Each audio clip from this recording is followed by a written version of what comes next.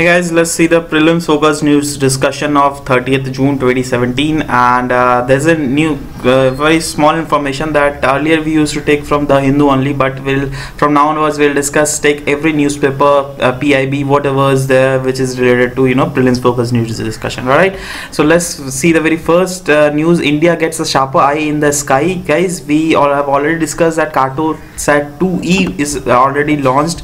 All right, so after this launch, it is sending the pictures of very sharp quality. So that's why they've kept this heading that India gets a sharper eye in the sky. All right, and there are a few applications future which has been mentioned in the article. These are like the images from this Cartosat satellite will be used for town planners, like then urban infrastructure creators, then agriculture and project monitoring, because what happens is it gives a very sharp images of the land, right? So you can very clearly demarcate the lines that where is actually the home situated, what are the border regions. All right, so if you are getting those clear images, then it will be better for you to jot down these all agriculture and project monitoring. You can monitor it very smoothly. All right, so this was all about it. Next, a very few more information was prelims trivia is given. So it drives down the import of remote sensing imageries from Earth observatory satellite. Earlier what we used to do was, if we had to get any Earth observatory remote sensing satellite imagery, then we had to take it from either NASA or European space agencies like that. All right, and that costed around like more than 4 times. All right, and now from this Cartosat 2E, we are going to get very precise image of high quality, right? So means the import is although getting down, and we are that money is also our money is also saved. So this is it, and there are more informations related to Cartosat 2E. Is a 6th satellite, and it is a very last satellite of 2nd generation. All right, after this, if any Cartosat series will be sent to space, then that will be of 3rd generation.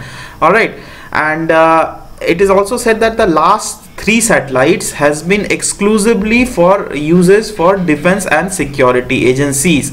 So these are becoming very important, because it is concerning the security aspect of our Indian nation. Next is Ministry of External Affairs has accepted the use of United States use of Indian-administered Kashmir.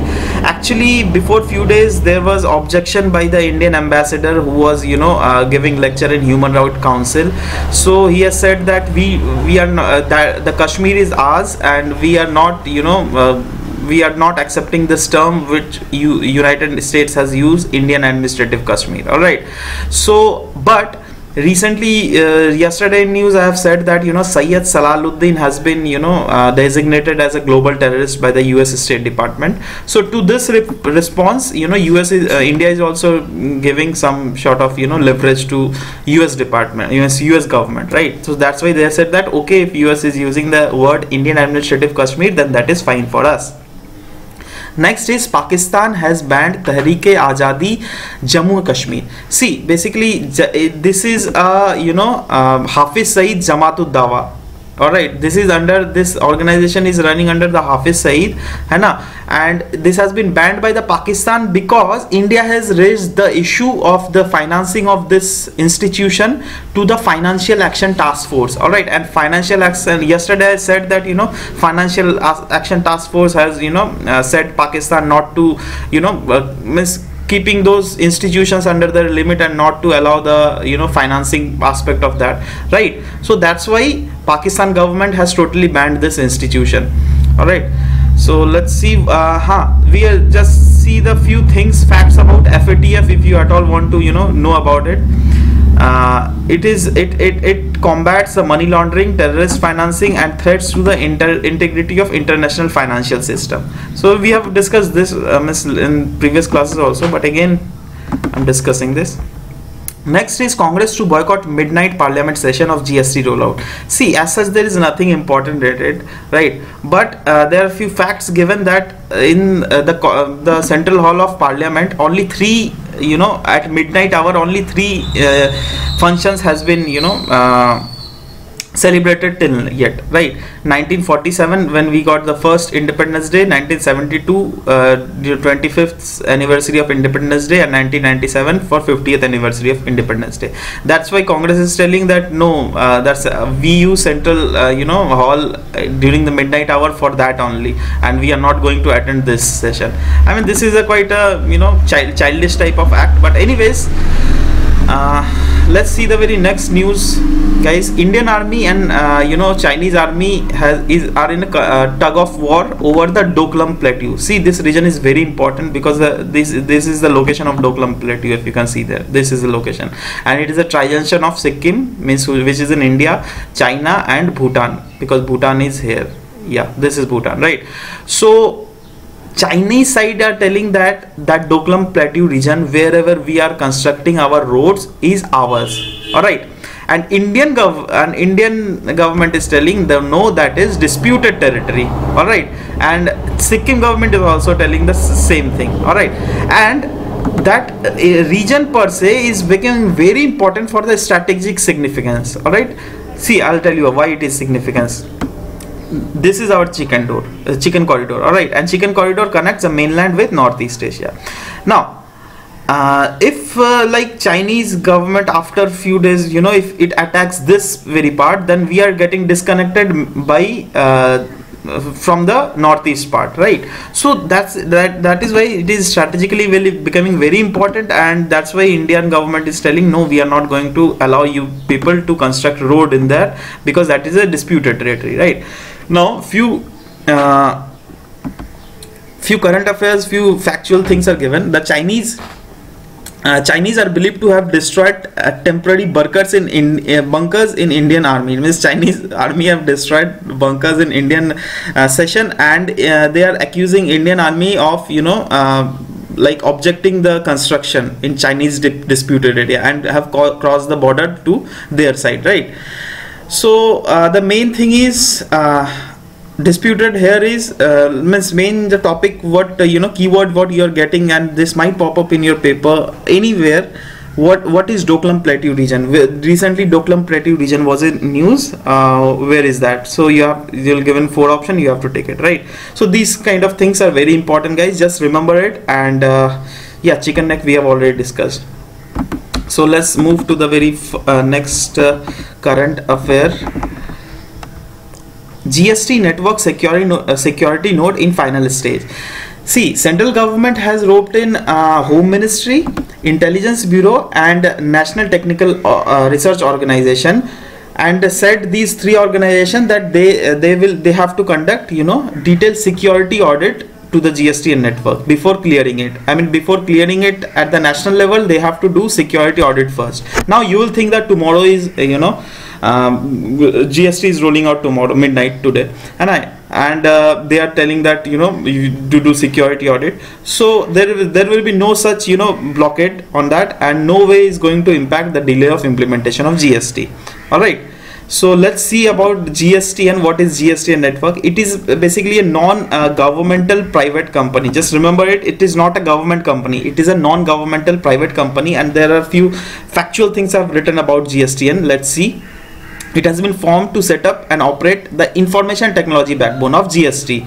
All right, it will back the information technology backbone of GST. Means all things whatever related to the information technology, what is necessary for the implementation of GST, that will be will be commanded by GST network. All right, and there is a share of 49% of the government and 51% for the non-governmental organizations, right? And out of this 49%, central government will have 24.5% and state government will have 24.5%. Guys, this is very, very important. I'm telling you, this is very important for next prelims paper. All right, so they might ask these figures also, so you have to just remember all these figures also. All right, now GSTN has awarded Infosys company has been awarded this work to form this GSTN network, and the idea behind GSTN network was to set up an entity that is equidistant from both the central and state government, because central and state government both are having same share, right? So what they will do is they will advise both the central and state government on any information technology changes or something like that, whatever is being required for the proper implementation of GST. Alright, so these are the facts which we should remember. Next, see guys, here it said that Asian Development Bank President Tahekio Nakamo has said that though GST rollout in India is a very progressive and important reform achievement, but they have said that to make your economy grow faster than the other counterpart economies of the world, you have to bring a few of the more changes. And what are the regions where you have to bring changes? That is labor, land acquisition law, and foreign direct investment, right? These are the regions. If you are bringing change, then there are prospects then that you will be growing very fastly. All right.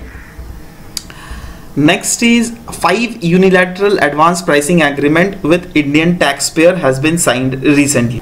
Now, after seeing this term unilateral, you might get confused that advance pricing agreement is made unilaterally. No, it is made unilateral, bilateral, and multilateral. All the three aspects are taken care. I mean, if in all the three aspects, advance pricing agreement can be devised, right? And it is devised by the central in India. It is devised by the Central Board of Direct Tax. All right, and Central Board of Direct Tax gets into agreement for these advance pricing agreement with other nations. All right, and this time the agreement has been signed in 3 sectors: healthcare, technology information, and gaming animation or media. All right, now let's see what is advance pricing agreement, because it is becoming very important prelims trivia, right? Let's see. It provides certainty to taxpayer in the domain of transfer pricing. Now, what is transfer pricing, guys? I'm giving you an example. Say for example, you are in India and you want to run a business in China, right? Now Chinese government has given a offer that if you are running our business in China, then we'll give you 0% duty and all, right? So you will want that, okay, yeah, they are giving 0% duty, so let's open our business there. After 6 months they might do that. They might say that no, we are increasing the tax to 20%. Now you are giving 0%, now you have to give 20%. You are like, oh my god, what I have done, what the mistake I have done, right? So to safeguard yourself from those kind of uncertainties, governments are signing the pricing agreement with you people, right? Now in this pricing agreement, what will happen is you will be fully sure that okay, for this much of year, means the other government is not going to increase the tax and I'm not going to get sued for it, right? So this was about this transfer pricing agreement, guys. Next is Swasthya Sarthi Abhiyan. See, Sarthi is a Hindi word which means driver. All right, that's why you can well remember this scheme, right? So what are this aim? Let's see. To address a major issue being faced by the public transport drivers, means this is mainly for public transport drivers and which are using CNG medium is used by these public transport drivers, right? Now what it will have under Swasthya Sarthi Abhiyan, what will happen is 2-month long mega campaign will be there, which will focus on the preventive health care of the auto, taxi and bus drivers. All right, and there will be also a free health checkup for them. Means free health in the sector, free health checkup will be provided in the sectors like blood test, sugar test and eye test, right? These 3 sectors will be free for them, right? And it will be the initiative of Indraprasth Gas Limited. So these are the factual things behind this Swasthya Sarthi scheme. Next is Nepal. See, in the lines of Interpol, which is the international police organization, basically it is a department of it. So in the lines of that, northeastern means see, Interpol is not, don't take it as fully international organization, because Interpol is situated in every country, and what happens is like Interpol of India is connected to the Interpol of UK, is connected to the Interpol of Russia. Every Interpol is connected. And what is the work of Interpol is like they declares many notices, red notice, purple notice. So under those notices, if the government, Interpol Interpol of India is allowing the red notice, then if that person on whose name that notice has been sent out, if that person is found anywhere in this world, if that person is found in USA for example, then USA police will catch him. All right, so this is the intercoordination aspect of different Interpols around different countries, right? So on that line, Nepal has been formed by the northeastern states. Now it is proposed police organization by the northeastern states including West Bengal. I mean northeastern 8 sisters will be there, plus West Bengal government will also be included in this Nepal. All right, because West Bengal is also affected by the insurgent activities. All right, this is basically due to insurgent, cross-border crime and smuggling. So West Bengal is also sharing the border with Bangladesh, so it is very important for it to devise Nepal. Now let's see that why it has been mainly formed. What was the need there to forming it? See, because there abrupt a new organization, a new umbrella organization called United Liberation Front of Western Southeast Asia. All right, and it is comprising of these insurgent groups, right? Since it is comprising of these insurgent groups, the Indian government has also come up with Nepal. All right, so this organization has orchestrated several strikes on security forces of India. See, this has UNLLFW, this has devised several strikes on security forces of India. That's why it has been news on, there was importance for forming this organization Nepal. All right guys, next is new hydrocarbon policy. Though it has been formed previous year also, but again a new hydrocarbon policy has come up with new new features and new very good features, very conducive features for the investors. So with national hydrocarbon policy, there has been also a launch of national data repository and open acreage policy. Let's see first the open acreage policy. What open acreage policy is? Say for example, you are an investor and you want to take this the hydrocarbon region of Jharkhand, right? Any X hydrocarbon region of Jharkhand X. All right, so what happens is you will go with the formal bidding procedure by the government. Right now, after the bidding, you have got this hydrocarbon area. What open acreage policy does, with this open acreage policy you can get a few more area. If at all you want to do the mining of these area also, you will just tell the government, sir, I just want this, so government will give you. Means you just don't have to again go through again other procedure of getting this license. All right, so this is all about open acreage licensing policy. Now let's see few other facts. New policy aims to provide investors a ready access of huge amount of seismic data available. Now the seismic data, whatever is being recorded in national data repository, and if you are getting that mine to do the mining activities, then you will be given this seismic data, all seismic data. Earlier there were no use to, they don't, the government doesn't give this seismic data to them like the miners, right? But now government has agreed, okay, we will give the seismic data also, everything, so that you will get to know that how much to do mining and all, right? Next is it will be flexible. There will be flexibility to carve out exploration acreage through open acreage licensing policy. We have already discussed it in the previous slide. Now features of this hydrocarbon exploration licensing policy. It is a single uniform license. Like, see, all types of, earlier what used to happen was like different hydrocarbon, if you are different hydrocarbon projects used to have different kind of licensing, but in this case, now from now onwards, you will just want to have the single license, right? There will be open acreage licensing. We have already discussed custom duty exemption is there, and if you are extracting oil, then there will be no oil cess. And there are for a few more provisions. If you are doing this extra, ultra deep water block, if you are extracting the hydrocarbon from ultra deep water block, then there will be a zero royalty for you for first 7 years. This is a very good step indeed.